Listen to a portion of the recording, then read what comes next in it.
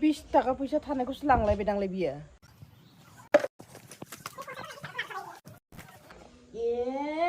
लांमारबायसो दा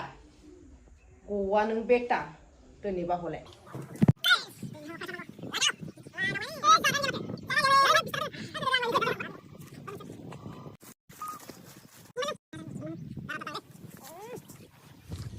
बे ना गोरान लायनो 20 थाखा दोननायखौसो लोंफैदों नोङो हा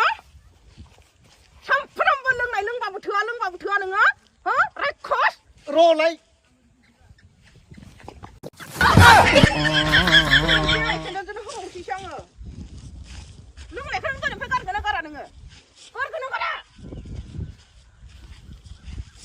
जेबो जानो जेबो गैया खालि लोंनायल'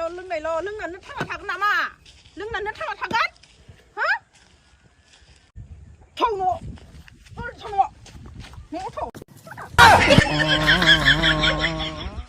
लोंनोबो हागौ सिखारनोबो हायाखै हा खालिबारि नङाहाय खाना दोनगोन आं दिनैबा हले नोंखौ दिनैनिफ्राय नोंखौ ओंखारनाय खालामना होगोन आं नोंखौ मिथिबाय जल्दि थौ दिनैबा हले नोंखौ वाव लोगोफोर